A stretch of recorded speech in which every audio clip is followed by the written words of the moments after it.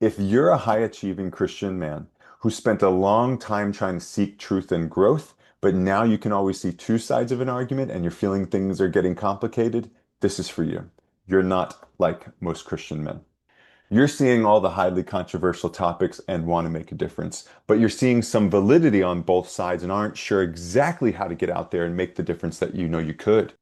Plus, you have all these deeply important roles, so you're trying to be an amazing husband, father, employee, leader, son, and you don't want to screw it up. And you're not sure you're nailing all these important decisions constantly coming at you. You are not alone. In under 15 minutes, I'm going to show you the three biggest shifts that Christian men are making to break free from inner paralysis, get lit up by God's Spirit, and live with bold, sovereign purpose again. I'm Michael Pompeo, founder of the Sovereign Man Group. Going from a lying, violent drug user to seminary student to judgmental street preacher, then missionary to orphans, I've lived many extremes. After years of overcorrections, healing, and mentorship, I now help men master inner strength and humility and have profound impact without losing their soul to fear, pride, or self-deception. What area of your life would be worth giving 15 minutes to right now if you could have a profound breakthrough in it immediately? So, question regarding that area. What do you want more of in your life that you're not getting? Or what do you want less of that you keep getting? That could be any area of your life, family, friends, finances, health, or romance. Here's the three biggest shifts that I'm going to cover with you all and unpack. You got to do things that are wasteful and stupid. Treat life like it's meaningless and stop pretending. God's wasteful and stupid love. The end of this first section I'm excited about because it's going to hit you hard. Stay with me for at least 4 minutes here. If you look at 1 Corinthians 1:18 through 19, it says, "For the message of the cross," those two things, the message of the cross and the cross of all the things, "is foolishness to those who are perishing, but to us who are being saved is the power of God. For it is written, I will destroy the wisdom of the wise. The intelligence of the intelligent I will frustrate." So we know that God is love, but have we really looked at what that could end up meaning for us? So, what it doesn't say is that God believes in love, that he adopted love as part of his belief system that he's going to hold himself to. God wasn't commanded to love and then he chose to obey a command. God didn't convert to love, right? He just is love. And if you look at 1 John 3, it says he's a father who lavishes love. And a definition of lavish is bestow something in generous or extravagant quantities, right? Well, think of this. If God knows the future, there are people he knows will never choose to follow him. He knows that some won't even recognize his expressions of love as love. So none of the desired outcomes are gained at all. So not just them following him, but they won't even recognize the things that were from him as from him. So why does God show love to people that he knows won't ever choose him or even recognize that those things were him or God's love? Isn't that a waste? Well, being love changes everything. It's part of your being. You can't just turn it off. So since there's no conditions which he would stop being himself, there's no conditions he would stop being loving because he is love. You got it? He is the I am, right? He comes from being. He just is. So let me tell you all a quick story. This is where it's going to hit you hard. There were two neighboring nations. One was a merciless militant nation with fierce warriors. The other was a peaceful farming nation. The warrior nation invaded the farming nation, even tortured and killed the women and children. They rapidly laid waste to nearly the entire farming nation. One small farming village remained at the remote edge. A survivor from the previous village arrived in tears, reporting, "They just laid waste to my village. I've lost everything. It was the entire army that came. You're the last ones left, and they're not far behind me. Prepare yourselves for death." The farmers grabbed their shovels and poles and began practicing to fight the warriors. The survivor, bewildered, said, "What are you doing? You're 50 farmers, and they are thousands of warriors. You're not going to be able to stop them from killing and torturing you and your families." One of the older farmers stepped forward, looked the survivor dead in his eyes, and with compassion, wisdom, and fierce inner strength, he said to him, "We don't fight because we can stop the injustice. We fight because we fight injustice." I hope you all are getting that. I ask you, Spirit of God, to just hit the men with that. Let that hit you guys. Are they attached to the outcome in the story? Are they attached to the outcome or simply coming from who they are? Coming from their being, not the outcome. So being is greater than doing. I think we all know that, especially who I know I'm intentionally putting this in front of. I know you know that. But if you're attached to the outcome, then you're conditional, which means your conditions will change you. You get that? If you're coming from being, then no condition will change you. You become unconditional. So you already know the importance of identity, and you know how the enemy, do you know how the enemy corrupts identity? Godly wisdom is foolish and stupid. If you look at Matthew 13, the parable of the sower there, it says that when the sower was sowing the seeds, that some fell along the path, that was one location. The others fell on rocky places, and then others fell amongst thorns, and then only some of it fell amongst the good soil. And he said, whoever has ears, let them hear. Because there was a deeper meaning there. He goes on to explain it later. But what has always caught me was, why doesn't God just so carefully and strategically, like wisely? Why this wasteful and stupid use of the seed? Like, what sower is going to just like do that? Why have it go to so many different places that end up wasteful? Is it coming from being again, perhaps? Maybe God's ancient wisdom from a higher plane? So the three locations, it produced nothing. But in the good soil, it produced 30, 60, or 100 fold. Well, let's do the quick math there. Let's just say you had 100 seeds and they were scattered in four different locations. I know that the scriptures didn't say that it was evenly, like a fourth of it here, a fourth of it there, a fourth of it. I know that. But just look at it. Look at this. 25 went to the path, produced nothing. 25 went to the rocky places and produced nothing. 25 went to the thorns and produced nothing. But the 25 that went to the good soil produced 30, 60, or 100 fold. So even at the 30, the 25 times the 30 equals 750. I want to word it this way. When you're just being, which means you're going to be yourself everywhere you go, even in places where it's going to end up wasted. And only 25% of the time does your investment go to the good soil. You're still going to end up with more. Even with the lowest return, you're going to end up with more than what you started with. Because that 25 times 30 is 715. You started with 100. You see that? Work as if you don't need the money. Love like you've never been hurt. And dance like nobody's watching. No, washing. Dance like nobody's watching. So put something cute there. Follow me as I follow stupidity. Mark 15, 1 through 5 says, so they bound Jesus, led him away, and handed him over to Pilate. Are you the king of the Jews? Asked Pilate. You have said so, Jesus replied. The chief priests accused him of many things. By the way, in Luke 23, they said he opposes payment of taxes to Caesar, which was a lie. So again, Pilate asked him, aren't you going to answer? See how many things they're accusing you of? But Jesus still made no reply, and Pilate was amazed. Why did Jesus do that? Like, it's often, if you look at other parts of the scriptures, it's often that Jesus let himself look stupid, be misunderstood. But was he just guided by deeper and higher agendas? I think you all know this. The enemy hides the lie inside a truth. So have you given up your identity in the name of being reasonable, wise, responsible, safe, researched and informed, or just not impulsive? Second aspect is treating life like it's meaningless. So, who's the author of life when you're a Christian man? God's the author and finisher of our faith. We know that. He's the God of eternity, the past, present, and future. That means he's the author of our past, present, and future. So if God's doing the writing, not you, how should you treat the storybook of your life? So when you look down at the book that's your life story, and you're looking at a page, if the author hasn't told you that part of the story yet, what should you see on the page?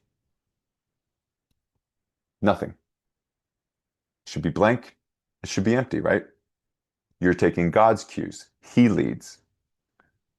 I have a story for y'all. Years ago, maybe about 15 now, I found out that my wife was having an affair.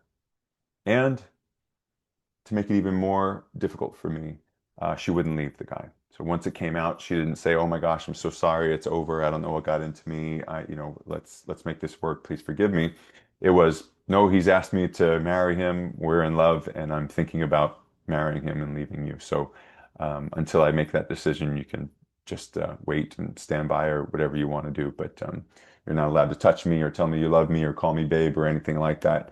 You just I'm making my decision, and that's all." So that was heart-wrenching. That was very difficult, and I waited for 4 months asking for her to, come back to me and end the relationship. She didn't end it. I chose to divorce her. But back to that first week after I found out, I remember asking God. I gave him my heart and my mind. I said, "God, I need you to help me to see her uh, the way you see her and change my heart so that it's like yours towards her." And one of the first things I felt God show me was that most men, most people, when they find out that their spouse was having an affair, they have default conclusions that each person will be inclined to come to. And so some people might conclude that marriage just doesn't work. Let's talk about men though, because I remember my examples are really for a man here. So you found out your spouse, your wife, is having an affair. What does it mean? You could conclude that, well, marriage doesn't work. Marriage is a joke. It's an institution. It's broken in today's age. It's just not meant for today's age. I'm just going to stay single. Or you can make it mean that women can't be trusted. Maybe that's it. They're just too emotional. They're just the women these days just can't handle a real man. They've been conditioned and brainwashed by society. They don't know how to maintain a relationship. They're just too fickle and insecure. You can make it mean that something's wrong with me, that I can't keep a woman happy. There must be something wrong with me, and that's why it happened. Or there's something wrong with her. She just can't be trusted. She is the reason the marriage fell apart. She just could never be faithful again. She's just an unfaithful, unloyal, crooked, lying, shallow, whatever you want to say, right? You could conclude that about her. Well, what I felt like God showed me was that the fact that my wife had an affair, the fact, I can agree on the fact that the fact happened, but everything else, it's meaningless. There is no truth. Listen to me now. There is no truth besides the fact that it happened, as far as facts go. But when you're going to relate to God as truth himself, not just God isn't a list of facts, he's a being. So what is truth when you're going to apply it to a fact? They're different to me. So the fact that she had an affair means nothing. It doesn't have to mean that marriage doesn't work. Why does it have to mean that? Other people go, well, women can't be trusted. Why does it have to mean that? Something's wrong with me. Why does it have to mean that? Did God tell you that? Did God say that? You know for a fact that that's what God thinks it means about you? So Um, or you can mean it means something about her. Something's wrong with her. No, it doesn't mean that. It could actually mean the opposite. After someone has an affair, they can be more trustworthy after having an affair than they ever were beforehand. Some people think that, oh, once a cheater, always a cheater. Some people were more likely to cheat before they did than after. Now that they've done it, they have been so deeply shocked and bewildered by their own monster inside and their ego, their selfishness, that they more than ever before will be leaning on God and getting in his face more than they ever did beforehand. So I'm saying all that to say that everything that happens in your life, if you look at it, technically it's meaningless. All of it is meaningless. You don't have the right to say what it means. God does. He placed you here. He gave you your life. You don't have a right to say what it means yet. That's a co-creation that we make with him together. He's the author, but we get to co-author with him. So look at Ecclesiastes 1:2. Meaningless. Meaningless says the teacher. Utterly meaningless. Everything is meaningless. So if God's the author, who should be authorizing the message and the meaning of your life? Him. So let's go back to the good thing that you want but isn't happening, or the bad thing happening that won't go away. Just bring that back to mind. We're moving on to the third concept, and we're going to move through this one quickly. Imagine for a moment, just imagine that God has already given you enough understanding and resources to progress more in this area of your life, this one, right? The good thing that you want but isn't happening, or the bad thing happening that won't go away. God has already given you enough understanding and resources to progress more in this area of your life. And you already know what you should be doing. Just imagine that that's the case for a second. If it was the case, just say if it was, what would you be pretending not to know right now? And if you didn't need to get the answer to that question right, and you just only needed to write down the first thought that comes to you, what's there? What came to you? You don't got to go deeply searching and self-analyzing, just what's the first thing that came to you? What are you pretending to not know? Think about that a moment. Is it possible that God has already given you what you need for your next breakthrough? That it's already inside you. He's placed it there already. What's scaring you so much about it? This area of your life, this breakthrough, this desire, this knowing deep in your soul, in your heart, in your mind. It's gnawing at you. You know you're meant for it. You know you want that. You know something's holding you back. What are you holding on to that's so terrifying to risk losing?